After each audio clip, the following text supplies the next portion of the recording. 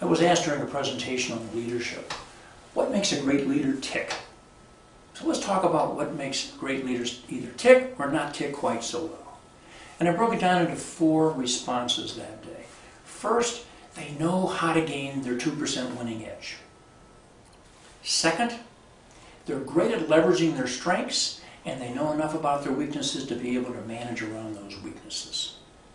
Third, they know that good or bad ticking is a function really of 2 things. It's the function of himself or herself, the individual.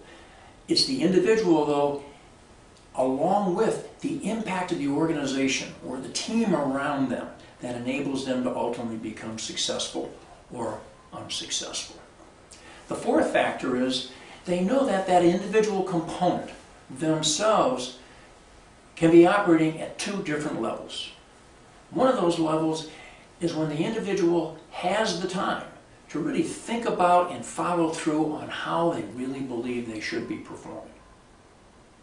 The second level, though, is when they're under pressure, when there's not that time available to really make things happen and people work on their gut instincts. They don't have the ability to really focus in and follow through on things the way they might under other circumstances. So people can be performing at 2 different levels.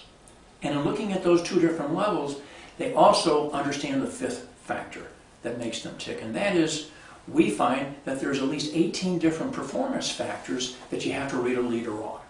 And when you take a look at those 18 leadership factors, it's their confidence, it's their goal orientation, their affiliation, the ability to socialize and form relationships with other people. It's how much negative aggression they have. It's their ability to comfortably change. And not only to change, but it's their ability to be innovative, to act independently in order to get things done. 7th, we call it counteraction. It's how bad you need to win. Number 8, defensiveness. How bad you need to really justify or explain or defend everything that you do, especially when being questioned under pressure. Number 9 is deference. It's respect for authority figures.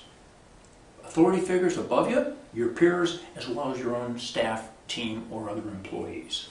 The 10th factor is dominance, the need to be in control, to exert your leadership over other people. 11 is follow through, endurance, we call it, that ability to follow through and complete a task.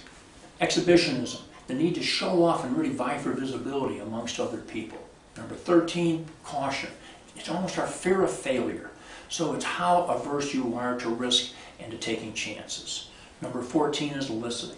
Number 15, your willingness to reach out and help other people. And that ties into number 16, which in turn, how much you expect to get help from other people.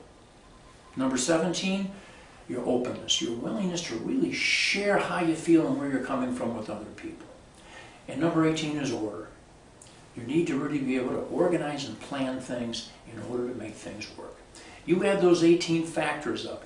You measure them both in terms of what your gut instincts are as well as how you think things ought to be done. You start getting a real fix in terms of what makes leaders tick.